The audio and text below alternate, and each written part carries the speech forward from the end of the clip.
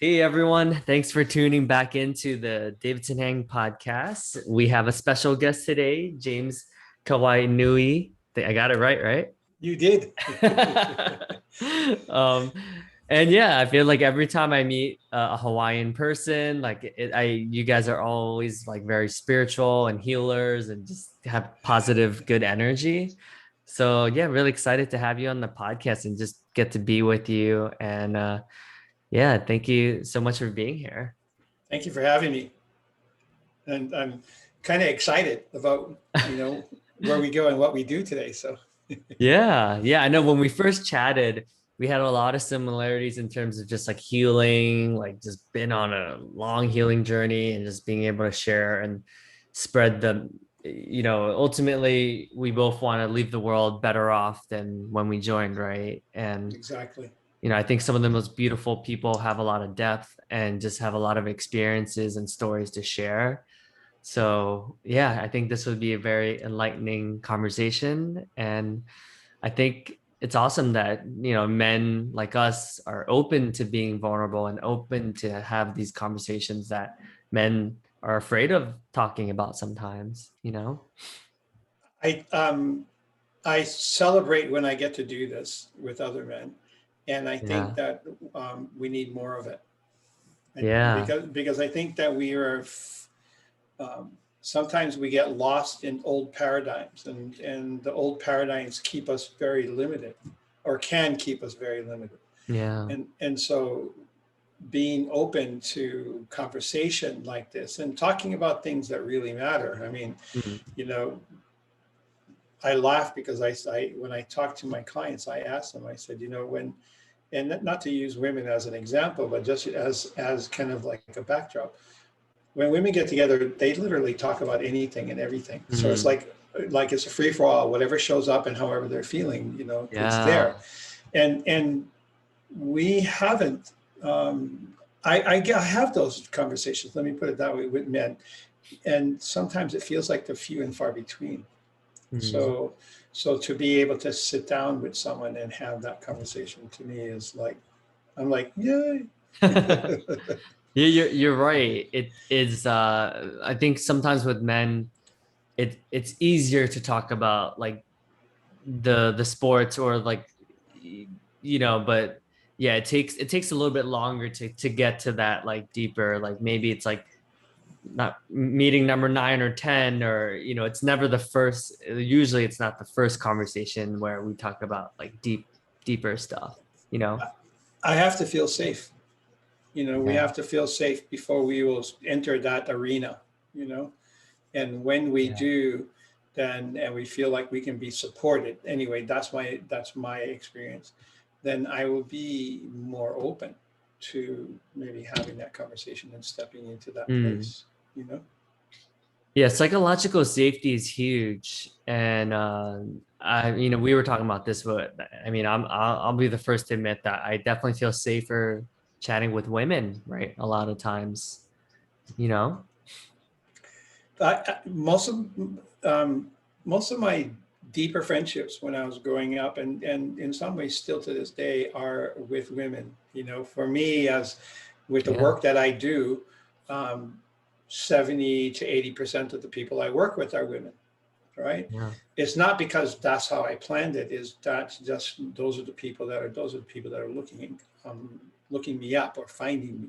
You Mm, know, and that's why I said every time I have, and I have a few um, male clients now, and like I see them on my schedule and I go, yes, I get to talk to a guy today, you know, and but those things come from some really deep behaviors and some really deep patterns that we carry, and those patterns go back, depending on your view of evolution and everything else like that. But those patterns go back for thousands and hundreds of thousands of years.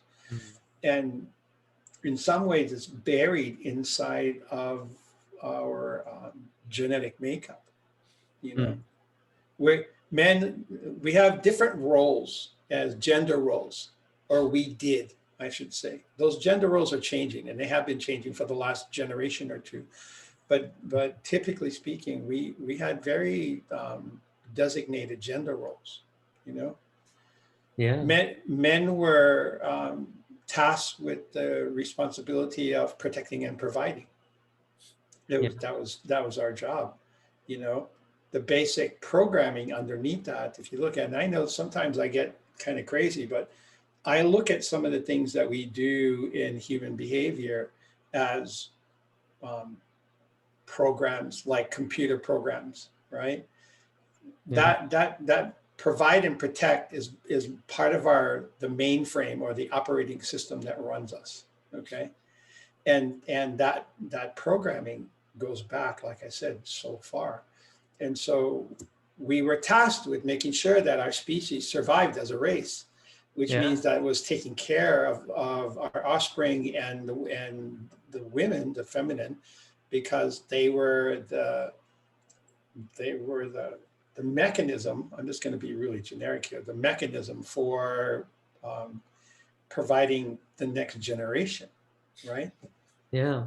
So we were tasked with that, and so we became very focused on our responsibilities over the year. But there's been there started to be in some ways a distortion of those understandings, and I think that's what we were talking about that the day when we got together about what those distortions are, you know. Yeah, I think Tony Robbins explained it pretty well to me, and he has a funny skit on this with him and his wife, but he's tried to simplify it in a way that I was like, oh wow, that's an easy way of explaining it.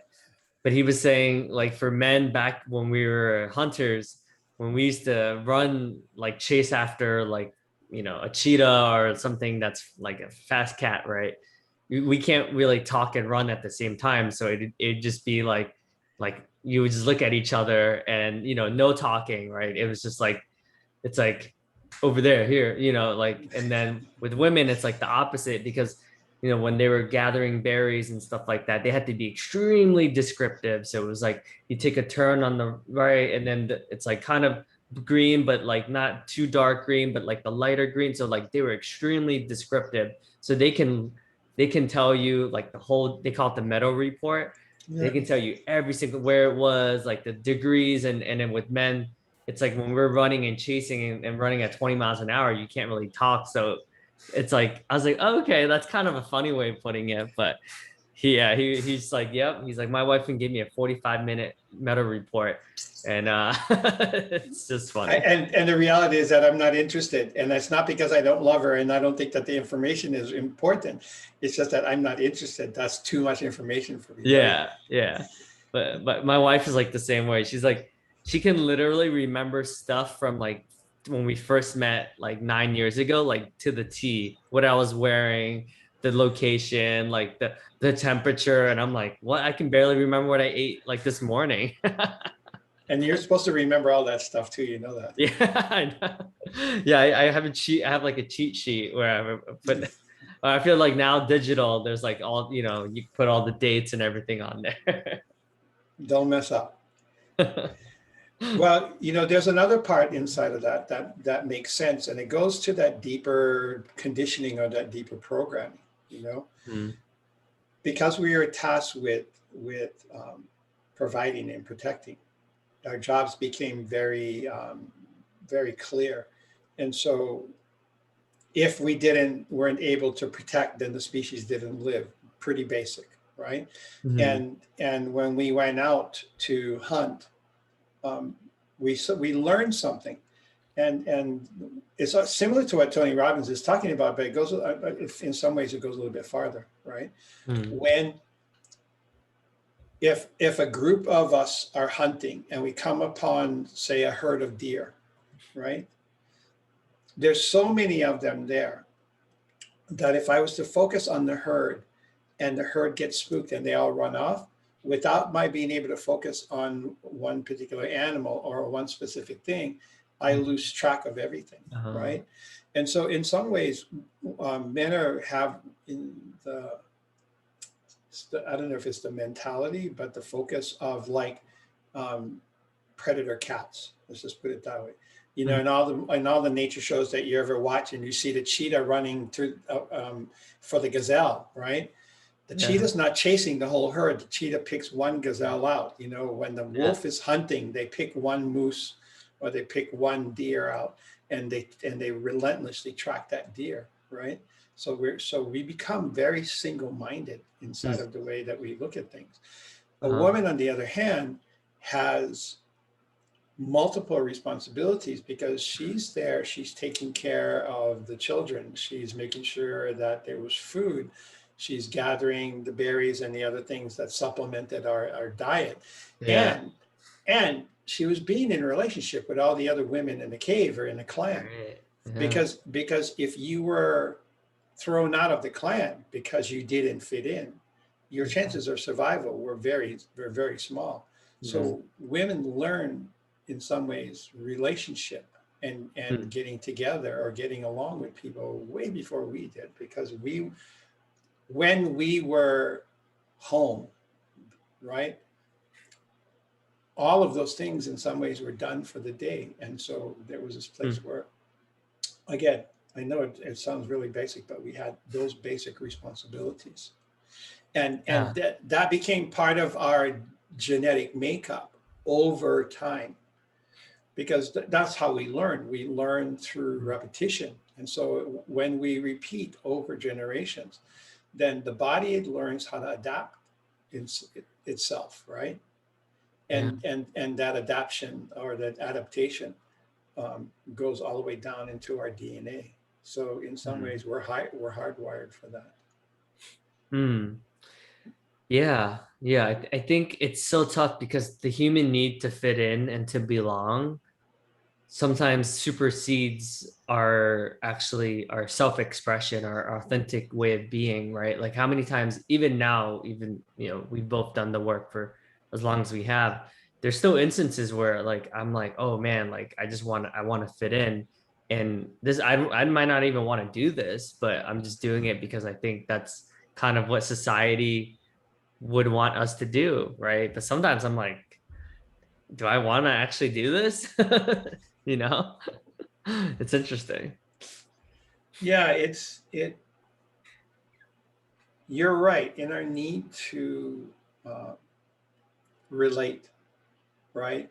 Because as hunter gatherers, as we the clans got bigger. So first it was a family group, and then it was the clans, and then I know I keep going back there, but then and then more and more, and then eventually what happened is we stopped roving, and we became stationary. In other words, we created towns and we created settlements where we stayed, where Yeah. we settled, right?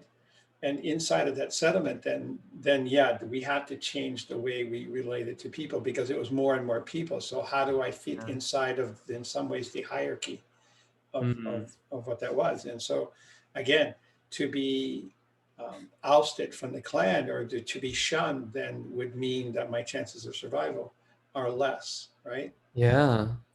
Safety in numbers. Yeah, I mean it's so crazy that even like looking at Korean and Japanese culture, right? People would rather commit suicide than like not fit in. Like Step us, yeah.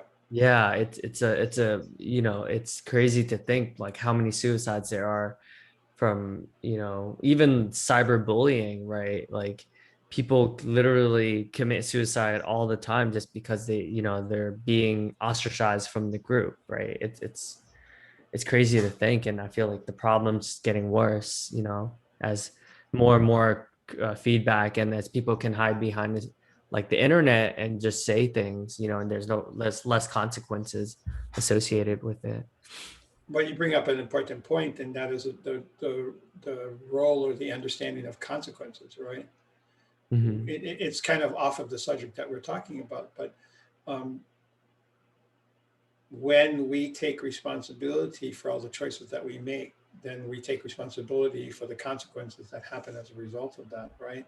Hmm. And so I think our lives change as we start to do that, because we realize that everything I do has an effect, Mm. right? And that effect is because of me in some ways and the choice that I made, right? Mm. So changing that changes how I want to relate. Does it mean that I don't stand up for myself and take care of what I feel is important? No, it just means that I become aware of what happens when I do and when I don't.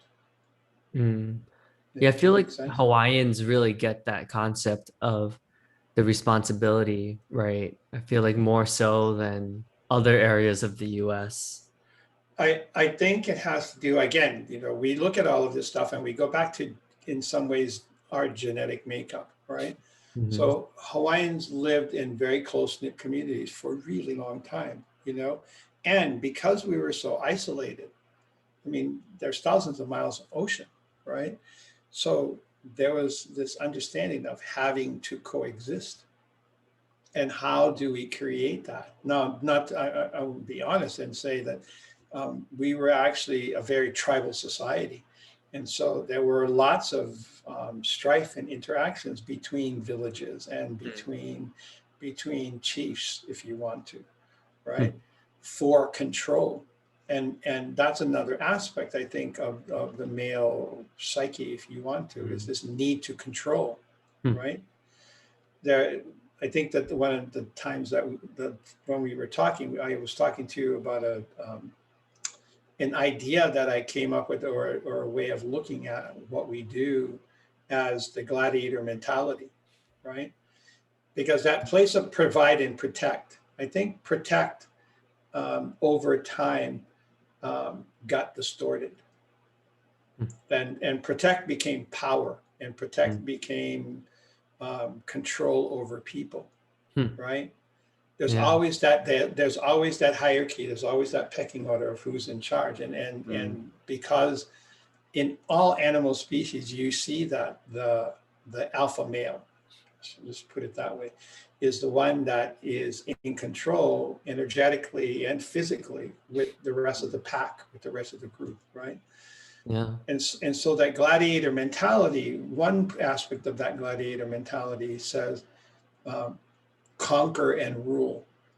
And if you look back over all our societies over the last 5 or 10,000 years, that's really what it's been about. I mean, so Yeah. like you think about the Roman Empire, and you think about the Mongols the Mongols of Mongolia, or some of the other, even the Egyptians, and some of the larger civilizations.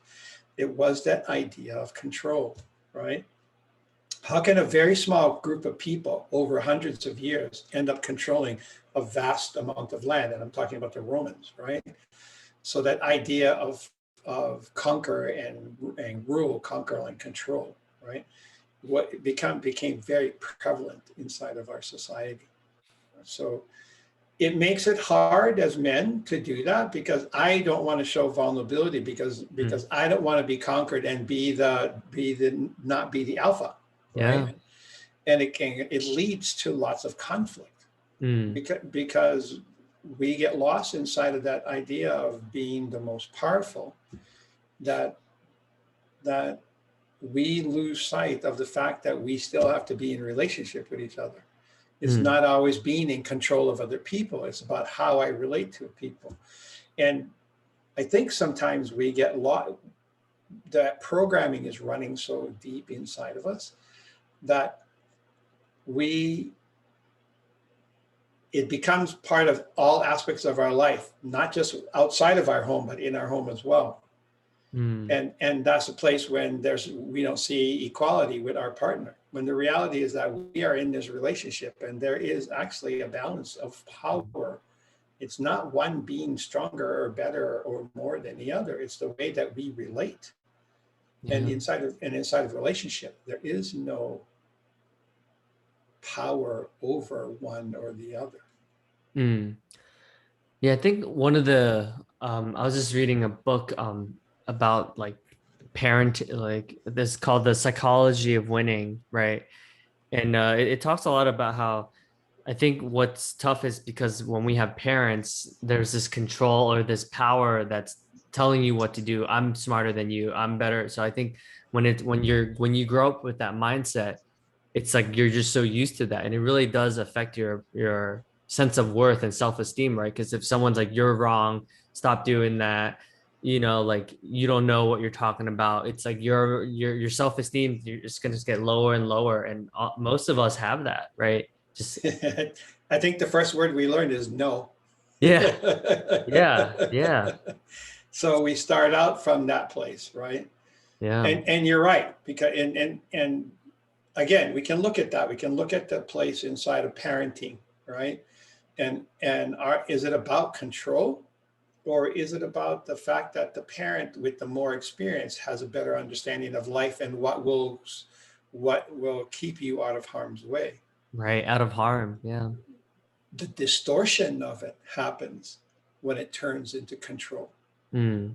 right? You will do what I say. And Yeah. so if we live or grow up as a subordinate, in Mm. other words, not being in control, right? Yeah. And the pressure of that is really great.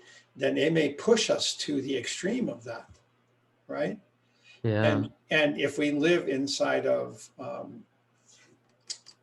gosh, how would you say that? Countries or governments where there is a lot of control, right, and Yeah. suppression, Yeah. then there's this feeling of apathy and in some ways worthlessness, right? Mm. And so watching how all that plays, and yet realizing that I am still a divine being. I am still, in some ways, I don't know how people would see this, but in control of my destiny, even though the greater majority and the Mm. consensus would be that I am not in control of my own destiny, Mm. that the powers that be, that society, that the things outside of me are Mm. actually in control of who I am and what I can become. Hmm. Yeah. But that's not true. Yeah, you bring up a good point. I think a lot of us, I think agency is like really important, right? Once we feel like we have control, and I think it's a decision, right? At the end of the day, I think we can all be in Landmark, they call it like being at effect or being at cause.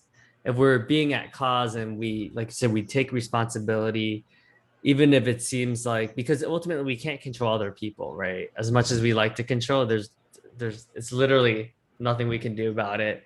So the once we surrender and just, you know, instead of like clash, like, you know, and I think people sometimes just want to feel heard too, right? So once we acknowledge that, even if we don't agree with it, we can just respect that, like, okay, like I hear you, right? I think that's the first step. I think a lot of us think the better way, it's like, well, let me tell you why you're wrong.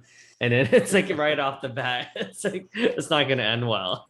No, whenever we feel like we're wrong, our immediate response is always going to be defensive. Yeah, And exactly. as soon as I move into a defensive posture, then I'm not listening to you anymore, because I am more concerned at that point with my survival Mm, than anything else. And yeah. even though I may not be in a situation where I have to be concerned about my survival, that is the program that's running in the background. Yeah. And most of those programs are unconsciously running. We're not aware of those, of how and why we're responding. Mm. Does that make sense? Yeah, I think it's ingrained at us. Like, I think parents have a lot to do with it. I think what we perceive, what we didn't get, like we also strive for that. So, for instance, like if I perceive I didn't get a lot of praise, I'm gonna be someone that's seeking external validation. But we all know that it really comes from within. Once we accept ourselves, then we can be free and less needy, you know, or codependent. It's not, that is not a mindset that is very prevalent in our society, though, because that's not what we're taught. I mean, I know what that feels like. I came from a household where I was abused as a child, and I very rarely got that positive affirmation about that. And you're Uh, right.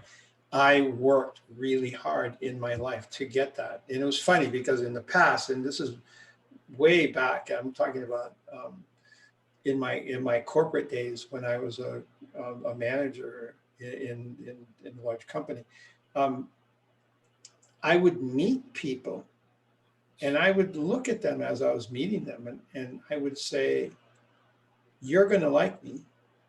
I'm going to make sure of it." And that's where it was coming from, though. It was coming from that need to be liked and that need to be appreciated, right? Yeah. But again, there's the distortion of that. So, there's always the, if you want to look at it like that, the yin and the yang, or the positive and the negative of it. And I'm not talking about duality. I'm just saying that this is the natural effect, right?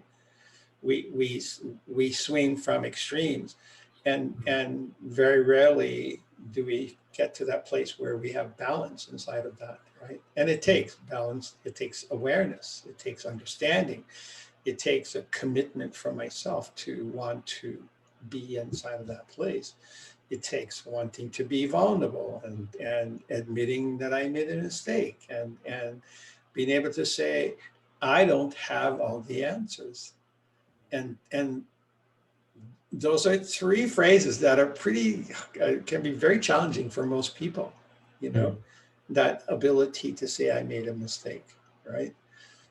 Yeah. I read a book about 6 years ago that really helped me come to understand that, because one of the things I realized inside of us is that um, our ability to move forward in our life in a positive way, right? In a lot of ways is built on, or how we see or deal with failure. Okay, so the book was by a psychologist. Her name is Carol Dweck. She's a professor. She was a professor at Columbia. I think she's teaching at Stanford now. And she, in the book, she wrote about two different aspects of ourselves. And so she talked about somebody with a fixed mindset and somebody with a growth mindset. And both of those had to do with the way that we look at failure. So a person with a fixed mindset, because I there were places in my life when I read this that I realized that I was very in a fixed mindset position. Yeah. We have this place where we have difficulty dealing with failure, because failure immediately says that this is something that I'm not good at or I can't do. And inside of that understanding of failure, which means that I'm no good, basically, right? So what ends up happening is that I try less things in my life because I'm worried or afraid of not being good enough inside of those things. And there's this unrealistic expectation that says whatever I do, I'm supposed to be good at automatically, right? And which is not true. Well, we know it's not true, but it's the way that the unconscious mind is thinking, right? So inside of the idea of the fixed mindset, I stick to the things that I know. I very rarely stretch myself out. And as I get older, those things that I know get narrower and narrower, which means that I try less and less things, right? The person with a growth mindset, though, has a completely different take on what failure looks like, because they've gotten to a place where they don't actually even see or understand what the word failure means. Because when they run up against an obstacle, or something happens that would be considered a failure, the mindset inside of them instead of going, wow, I'm no good, I'm no good, I'm never going to be any good at this. And I know I've heard myself say this lots of times, right? But the person with a growth mindset goes like this, and it goes, this didn't work. Let me try another way. Even just saying it, you feel the difference in the two energies. Yeah. Right? Because the person that with the growth mindset doesn't even look at this is the end. This is it goes no further than this because I failed. They actually look at that and they go, wait a minute, I know there's a different way, and I know there's a better way of doing this. Let me find that way, right? And so just having that, and it blew my mind when I read this book, because I was looking at my life in all these different places, and I went, oh my God, look at the places where you have a fixed mindset and you haven't given yourself the opportunity to grow or even get better at something, right? Just because I want to do a hole in one and go out and swing a golf club doesn't mean I'm going to end up like Tiger Woods. You know, not everybody is Stephen Curry. Yeah, I want to shoot a basketball, but I may not be able to make a hoop to save my life. Does that make me a failure? No, it just means that if I want to get better at that, I have to practice and I have to want to get better, right? We lock ourselves inside that idea, I think, of failure as we go through our lives, you know. And I know we may be getting a little bit off the subject, because it's how does that relate to men and where we are, right? It gives us less opportunity to want to spread ourselves or to open ourselves up, because I don't want anybody to see what my failures are, right? Yeah. And I think we can also be very competitive too, right? Like it's hard for us to truly be grateful that wow, my friend's doing extremely well, and not make it mean like, oh man, like he's kind of making more money, or he seems like he's in a relationship and it's been a while since I've had a girlfriend or a relation, you know, so it's hard for us to just truly just be like, wow, I'm super happy and actually genuinely mean it. Like, wow, I'm so glad that Brandon's doing extremely well. For most men are kind of like, oh my God, I need to make more money. You know, what if my wife leaves me for someone else who's more successful? You know, And that's the idea of the superior man, right? Hmm. We will kill ourselves with comparison.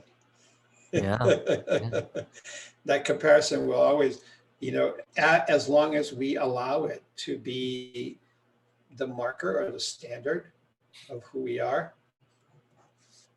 what we will do is we will always look outside of ourselves Hmm. for our worth, our self-worth, Hmm. and not look inwardly and be able to not come to terms with that, but to be able to see that I am actually have more value than I'm giving myself credit for. Hmm. Yeah, and one of my friends, Omar, he's always jokes around. He's like, I'm flawsome. And he's like basically saying that, you know, I appreciate everything about me, the good and even the flaws, like, and just knowing that that's what makes me unique, right? And that I'm never going to be perfect. And once you know, he's like, once I accept that, I can just be in life. I don't have to worry about like pleasing others or how I look today. It's like, oh, I made a mistake, and that's fine. You know, I'm allowed to make a mistake. So, Yeah, yeah, that's nice. and without those mistakes and without those understandings of things that we look at as failure, how do we grow? How do we become better people, right? Yeah. We and not get caught or not stay in the same place. And this is an interesting thing, because as we start to recognize that in ourselves and we choose to make the change or to choose to live a life in a different way, we're pushing up against the collective consciousness. We're pushing up against all these people that Yeah. are caught inside of that paradigm, that don't see a way out, right? Mm. And energetically, it's like me being in a stadium of 10,000 and I'm cheering for the other team and Mm. everybody else is cheering for the home team, and they drown Mm. me out, right? Yeah. So from an energetic standpoint, that's what it can kind of feel like Hmm. when we start stepping away from all of that and going, wow, I want to go in a different direction. I don't want to be Uh, or feel like other people feel, right? that's a really good analogy. Yeah. Right. That's the collective consciousness. That's the energy of humanity as it moves in one direction and Mm. in a direction. And so in order to change my life, I have to realize that there is that energy that's behind me, which means that not that I have to be even more committed, but to be aware of that as I continue to make my choices and as I continue to maybe stumble and fall, but get up and do it again and do it again. Does that make sense? Yeah. Yeah, I think it's crazy to think that at one point, these were like women weren't allowed to vote, slaves were legal, like all this stuff happened, and it's crazy to think, well, because everyone else is doing it, so it must be okay, right? So it takes really courage, like you said, being that one out of 10,000 voices in the stadium to be like, well, wait a minute, like what this Holocaust thing doesn't seem right, This like is, yeah. something's going on here, and let me do something about it versus like, well, my soldier or my manager says like, this is just what I do, so I'm just gonna do it, or else I'm gonna get in trouble. It's just interesting to see how there's so many things that we're kind of like, well, who says it's the LGBT people can't get married, like, and it's like even stuff like that we're still working on. It's like it's crazy, right? Like the collective consciousness is so strong, and it takes a while to kind of get past these paradigms that have been around for thousands and thousands of years. The paradigm that I think we hold on to inside of that is that these people are better than these other people, Mm, or I'm better than this person, yeah. right? There's no, the Hawaiians call that lokahi, which is unity. There's no unity inside of that, because what we do is we create separation. Mm, And as soon as we create separation, then the mindset is me against huh. whoever it is, or us against, right? Mm, And whenever we get into that space, then there is no place for where we can connect. mm, These people are strange, or these people are different because they don't think like us. hmm. Does that make them wrong? Does that make them bad human beings? Not necessarily. It just means that they have a different idea or a different view of the Yeah. world than we do. So can there be space inside of that where I can allow for that different view, you know, Mm, so yeah. that I can see and appreciate the cultural differences. So I can see and Mm, appreciate the ability or the understanding that people make their choices about their sexuality, or about their ethnicity, or about their nationalism, you mm. know. Yeah. I mean, it's interesting, right? Because I see there's a lot of people out there who are very, very happy with just not a lot, right? Like whether it's material, like they don't have big houses, they don't have nice cars. And some of these, my like people that visit like Vietnam or some of these other countries like I've been to, they really don't have a lot, but there's so much happy. Like I see how happy they are just having a barbecue or just eating, you know what I mean? Like just very simple things. And, I feel like in our society, we have everything and yet we have nothing. I think sometimes what's missing is gratitude. Yeah. There's a gratitude and embracing of life that's a little bit different. And Yeah. I mean, I may be going against the grain here, but I think in Western society, there's an entitlement, Yeah. feeling of entitlement, that we are entitled to these things. Right. And the reality is that an entitlement? Is it a basic standard for living? Is it something that all people should have? Yeah, in some way, yes. And it doesn't mean that I mistreat other people, or look down on them, or judge people that don't have the same things that I do, Yeah. right? And you're right. In my experience, it seems as though the people with the least amount of material things are in some ways the happiest, right? Because there's less for me to worry about holding together. Yeah. And Yeah. It's true. Sometimes I used to be very envious because I grew up with just not a lot of wealth, like living off of government assistance and food stamps. And I used to be very, very envious of my friends that have multiple shore houses or just, it seemed like they just had, but then the closer I got to I married like my wife, his family's definitely a lot wealthier, right? But so now I'm like, wow, like it is a lot of pressure that they have where, you know, a lot of her friends go to really nice schools and have these careers that are, you know, require a doctorates or PhD or whatever. And I'm like, man, some of them, like, they seem very stressed. Like the expectations are so high that, like, I'm kind of glad my parents are just happy I even went to college, you know? It's like, I never thought of it that way, but I'm like, it's kind of nice to have parents who never really looked at my grades or anything like that. I think it's, you hit it on the head when you talk about expectations, about unrealistic expectations, right? So we've been programmed to want and need and demand certain aspects of inside in our lives, right? They are material gauges of success. Let's just put it that way. That makes sense. Those are all gauges for success, all those things. And so the accumulation, right? The accumulation becomes success. So we are looking at success as material. So everything that we talk about success is all outside of us, Yeah. right? And that's why sometimes we see that people that have a lot aren't really happy. And then people that don't have a lot are jealous of the people that do, because they think that they are not successful because they don't have those things. And so there's this place where there's this constant clash that goes like this. And so to step back from that and go, well, wait a minute, I'm alive.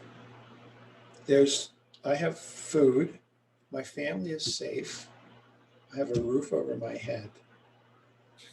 Can I get back and start looking? And that's probably the place where we start talking about gratitude, about looking at the things that I am grateful or happy that I have in my life. Mhm. You know? And what does that feel like? And so if I don't have the same thing as that next person, am I not as good as they are? Mhm. Can I be okay with who I am? Yeah. And that be the marker, or that be the gauge of my success. If we even need to gauge our success in any way at all. Yeah. I think when I slow down and I'm able to just truly appreciate like the little things, I'm much happier in general. Like meditation always has me present to, you know, like the oxygen and like my house or my wife's presence in the same building as me. You know, like every time I slow down, I'm much happier in general, you know, instead of thinking about the future or the next promotion or whatever. It brings anxiety, right? When I have expectations of any sort, really.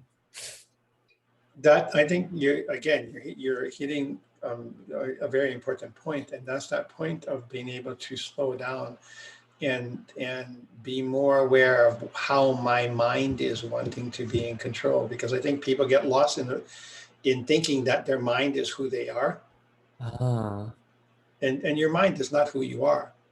Your mind is the part that's wants to be in control. Your mind is the part that's telling you what to do and not do. And yet we lose sight of in some ways, our intuition, or that internal um, gauge or monitor about who we are, right? mm, Yeah, your mind is not your mind is not who you are, because our minds are literally programmed for some very basic things. One of which is to survive, yeah. and the mind is and the mind is programmed to think survival at all cost. Mm, So, right, survival at all cost means I do everything in my power to make sure that I live. mm, hmm, And the reality is that for most people, we don't live in a place where we have to worry about our survival like that, even yeah. though even though that part of us is running Hmm. constantly. That's a really good point. Yeah, we're really good at survival. Like it's millions of, probably at this point, millions of years of survival training. But see, Um, going mm, back again to like we started talking about, that basic survival, which was provide and protect that we have as men, right, is running. Are we aware of how it's running and the effect that it is having on our life when it's out of control, mm, right? So out of control that instead of being in a relationship with my partner, I want to control my partner, mm, right? yeah. Just that aspect of it. Can I see my partner as an equal? Can I be comfortable enough and secure enough inside of myself that I can start to have conversations about how I feel, Mm, what I think, what I see in the world, and not be afraid of the response, because these are all things that I feel about myself inside of myself. Am I making sense? yeah, it's tough because I do think so many of us, it's hard for us to truly understand that other people's perspectives is also 100% true. Like we always think, no, my opinion is the truth. Like I mean, I'll be honest, like I'm guilty of it too, right? Like my wife has sometimes very different views on things, and I'm just like, that just doesn't make any sense because I read Gandhi, and Gandhi is smart, and I trust that he knows what he's doing. And we have different Gandhis, and her Gandhi might be someone completely different, right? But it's hard for me to accept that sometimes. It's,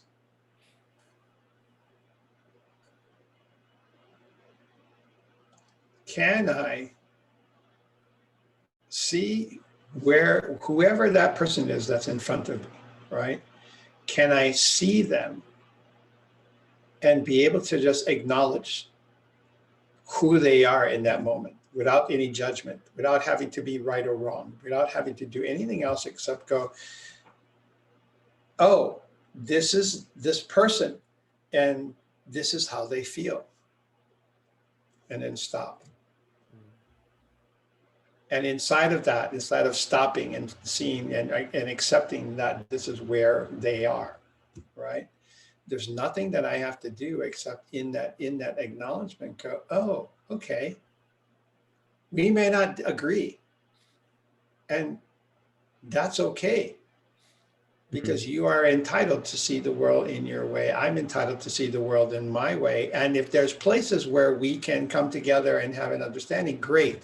If not, not a big deal. Mm. And I'm not being facetious when I say this. And I say, okay, this is where you are in your life. We are obviously not in agreement. I'm okay with that. Um, Blessings to you on your journey, Mm. right?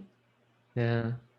That's it. Blessings to you on your journey. And I will, Mm. what I will do then, and then what that person will do is I will find the people that I resonate with, that I don't have to explain myself to, that I don't have to Mm. prove anything to them who I am, right? Mm. And inside of that, finding that resonance with other people, then I find my community.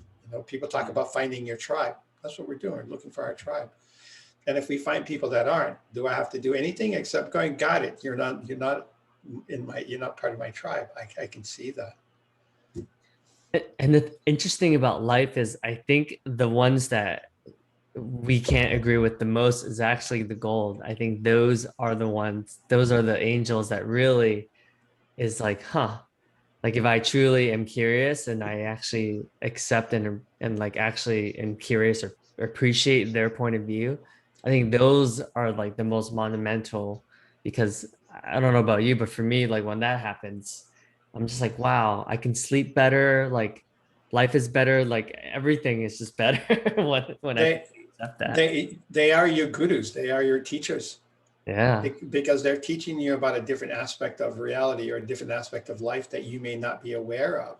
And Yeah. can you just stop long enough to listen and to take that in, and Right. not have to have any judgment of right or wrong or good or bad, just to realize Yeah. that. I remember when my teacher years and years ago said, can you love the serial murderer Mm. as much as you can love the Dalai Lama? And I looked at it to her and I went, no effing way I can do that.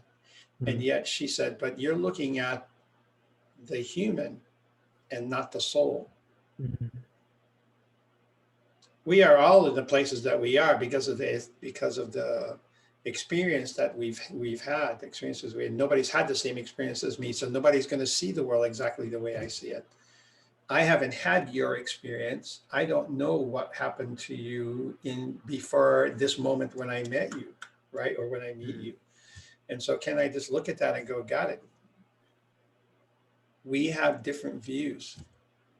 And then it just goes like this. Okay. Yeah. No conflict. I Mm. don't have to be in agreement, but neither do I have to be in conflict. Mm. I like what you said about like blessings to you, and I felt that you truly mean it. I think I, I think I, that's beautiful. I do. When I say that, I say, I see this. I say, we are not in resonance. There's not a place in this moment that we find agreement. That's okay. You Yeah. know, be well on your journey. Mm. Wow. It's crazy to think an hour like flew by already. I feel like we're just scratching the surface, right? I know there's so much. I would love to have you back on for part two. I feel like you just have you hold space so well, and you really take the time, right? You don't rush. Like it's rare to find, maybe because I lived in New York City. It's rare to have people who like will take the time to just hear out, you know what I mean? Like, and go in depth, right? I feel like I'm so used to, I guess, more transactional types of experiences that I'm not used to having like a more like longer, deeper conversation of this caliber. Yeah, and I understand, and you're right. And our society is moving so quickly, and what I find more and more is that we listen less and less to other people. Again, it comes from that place of having my own point of view and making sure everybody else understands it and buys into Mm. it. Yeah. And yet, how am I going to find commonality inside of my relationships if I'm so concerned about getting my point of view across that I'm not taking the time to listen to this other person? Mm. And I've already created judgments, and I've already created an idea of who that person is, and there's not even space for relationship inside of that, Mm. right? Yeah. So we stay separate. Hmm. Wow. That's deep. Wow. we, we stay separate. And so, can I just step inside that doorway, or can I step into that space and just start from there and then see where we get to? It's beautiful. Yeah, everything starts with being related, right? That's foundational. Everything starts with my um, choice to be in relationship and not to want to be separate. Yeah. It's a timely message, especially because of what's happened, this past year with Black Lives Matters, and then, I know that Pride Month is just ending, but it really is just finding commonality, and it's a choice, right? Like you said, it's a choice to be curious, try to understand the other point of view, the other person's perspective. if we looked at the world as all of us living in the same house and having to get along, it might be a little bit easier, Yeah. right? We live in the same house, basically. The house is our earth, Mm. right? And so wouldn't it be easier for us to live if we lived together instead of, and you understand what I mean, growing up in the household or being in relationship with people where they were always at odds to each other, Mm. right? Where is the, it's funny, the word that comes up is where's the sacred inside of that?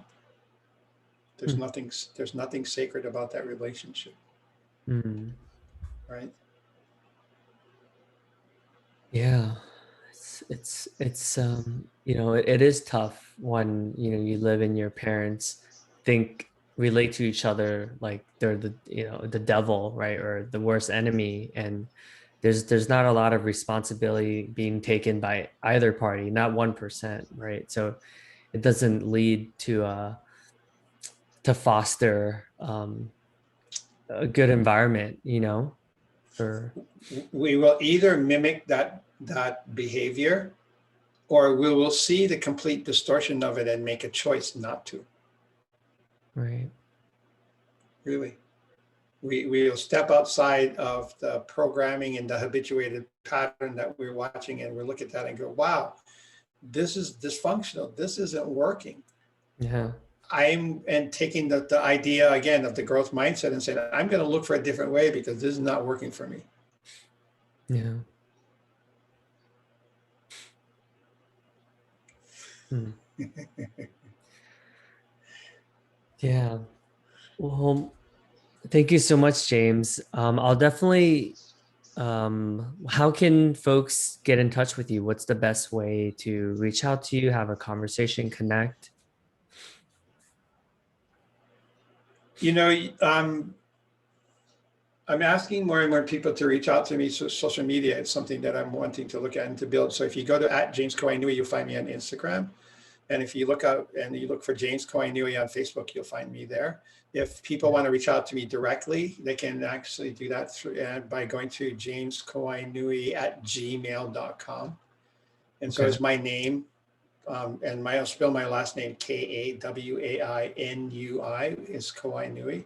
So James Koinui @gmail.com. Or you can actually look at my website, which is the same thing. It made it really easy. JamesKoinui.com, period. Awesome. There's ways for people to reach out. You know, one of the things that I offer to people are free 30-minute sessions.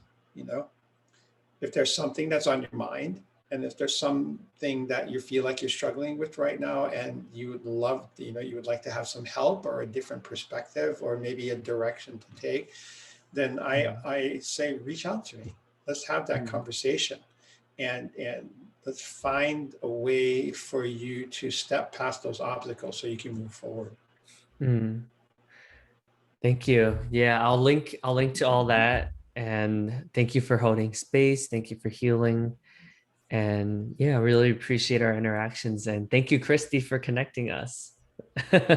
Appreciate you, Chris. Exactly. Christy Sullivan is who was responsible for us finding each other and having the initial conversation. So yeah, much blessings to her and everything that she does as well. So Yeah. Yeah. and I look forward to sitting with you some more and just kind of, you know, expanding and kind of figuring out where do we want to go next and what do we want to talk about. Yeah. So I know there's so much to talk about. Yeah. yeah. And maybe next time it's like we could do this in the way that where you know, if you have questions and you want to ask them, you know, we can do it that way as well. Ask me Mm. questions and we'll work through something. Yeah, that'd be cool. We could do like a sample, like one of your 30-minute sample things, because people can have an idea of how that would look like. I think many people would be curious about that, to be honest. I'd love to share that with you. Okay, cool. Let's All do that. right. All Yeah. right. Thank you. Looking forward to that. Listen, grateful to have spent time with you today. And I just look forward again to having the opportunity to do that again soon. Okay. Yeah, likewise. Thank you, James. Alrighty. Okay. Have an amazing rest of your day. Thank you. You too.